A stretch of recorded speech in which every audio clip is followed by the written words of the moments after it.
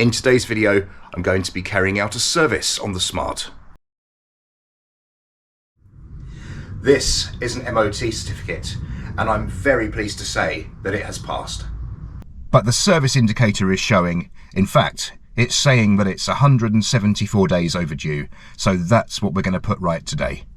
We have engine oil, we have a genuine oil filter, we have a sump plug washer, 3 Denso spark plugs, and an air filter element from Bosch.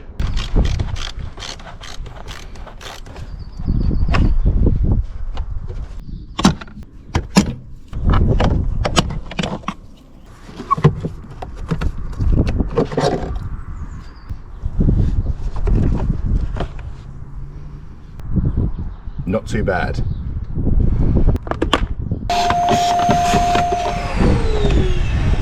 You will note that in the bottom of the air filter casing there are 2 of these little grommets.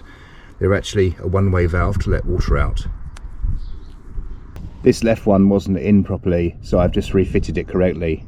And you can see how that works. If any water builds up in there or comes in through the intake, it can drain out like that. Here is the new Bosch filter.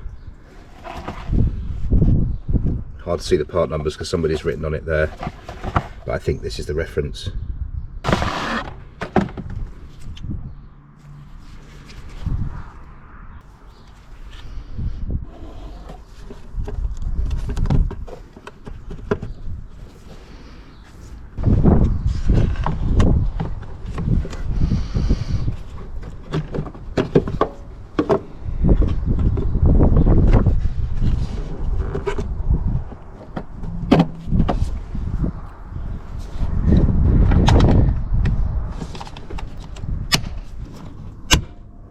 Don't forget the middle clip under there.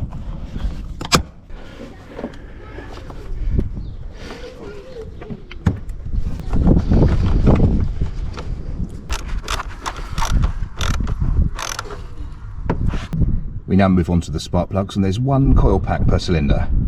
These are very easily disconnected. You simply press this tab and disconnect. You may be thinking, why are you pulling on the wires? That's silly. Well, there's really not a lot of force involved, and it's just easier than trying to get my great big hands down in there. If necessary, you can pull off this breather pipe, which just gives you a little bit more room for this last connector. And we now have 1 bolt that holds each of these coil packs in place. These are 10mm.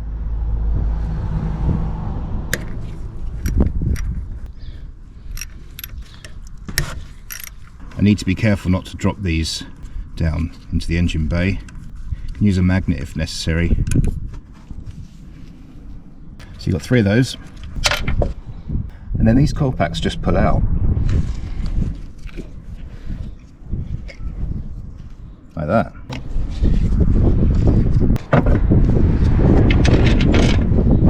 If you find that the ends of any of these coil packs are wet with oil, then the cam cover gasket is leaking.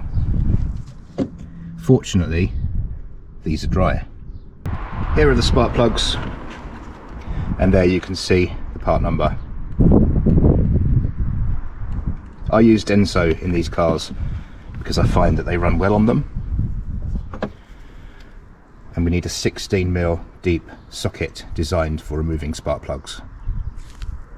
They often have a rubber insert which helps grip the spark plug, but this is long gone.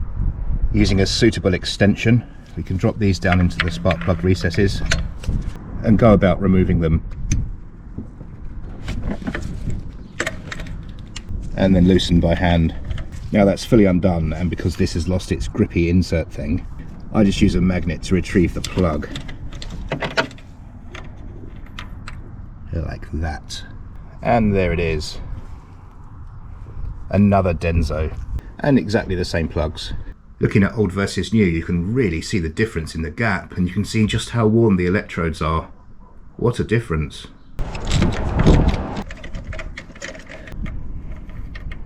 Another massive gap on that one.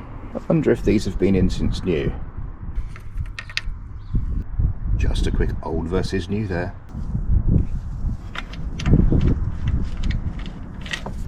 Drop those into the cylinders carefully.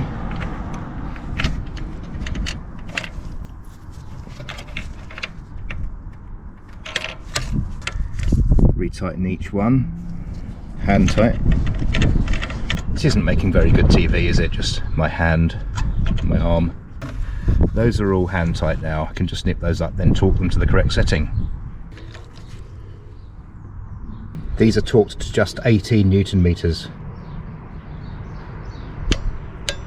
With the new spark plugs in there and torqued up to 18 Newton meters, we can now just drop the coils back in there. I always put them back in the same place. You don't technically have to because they're all the same, but that's just kind of how I do it.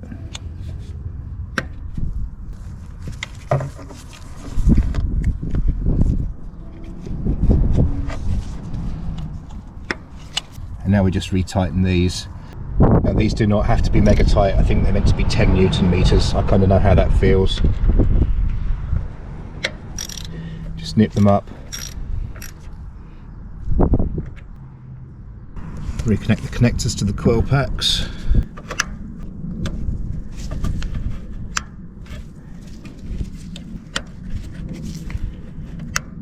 And don't forget to refit that little breather pipe there on the end of the cam cover.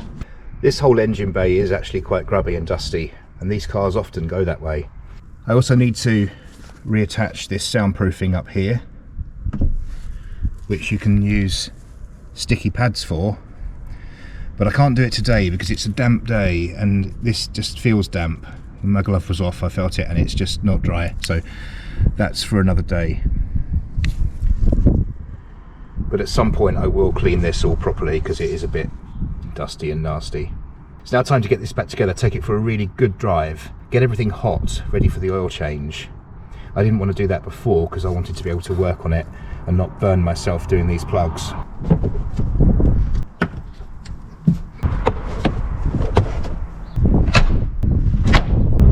So I'm just taking this car for a good drive to get the engine warmed up so the oil can drain freely. And there's one thing you're probably wondering, and that is, what about the clutch?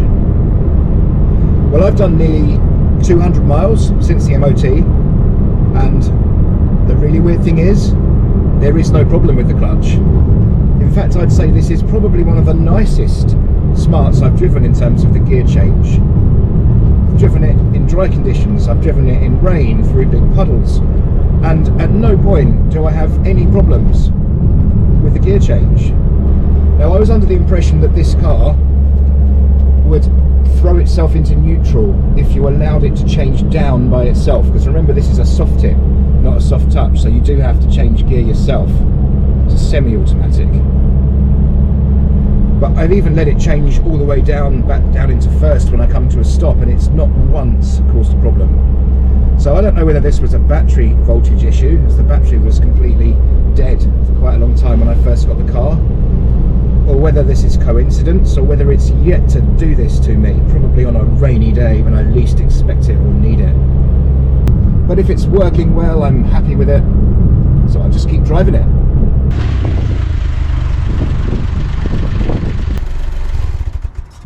I've got the vehicle raised up on this side and supported with an axle stand for safety reasons. Now, here's the sump drain plug, and it's important to state one thing. These are prone to cracking here on the sump if you apply excessive force when trying to loosen this. And this is exacerbated by the fact that it may have been previously over tightened, or it may not have been off for a while. So to minimise this, we kind of want to be undoing it with a force going upwards here rather than pulling down here. Let's see how tight this is. It's worth stating this is a 24. This socket needs to be shallow or you won't get it on there. It's released, and with a container under here we can now loosen this just enough. It's so bloody windy today, it's going everywhere. This weather really is something else at the moment.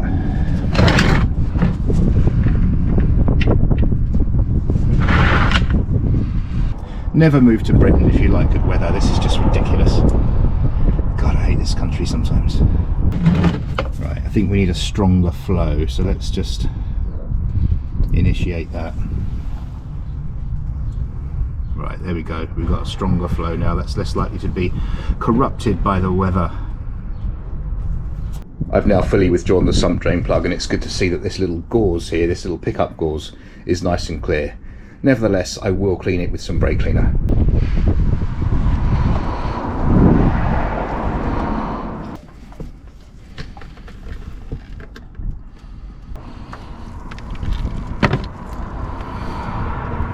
At this point, I'm going to lower the vehicle down so it's all level and we can let everything drain out naturally at the correct ride height. And with everything back on the ground, time to go and have a cup of tea and let that do its thing and completely drain out.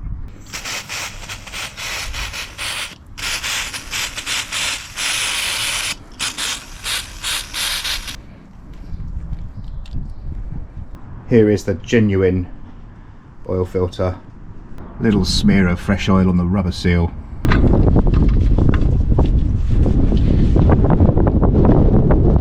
Just before we put the sump drain plug back in, when these crack, you see it generally just across here at the bottom.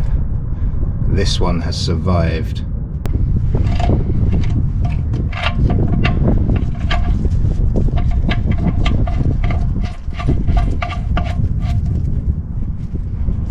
We tighten this to 65 Newton meters.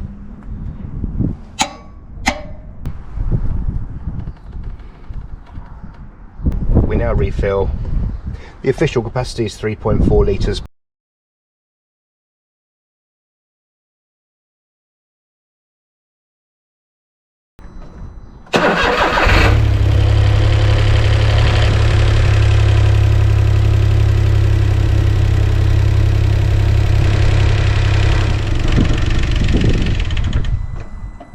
This car does not have a pollen filter because it's a poverty spec pure model.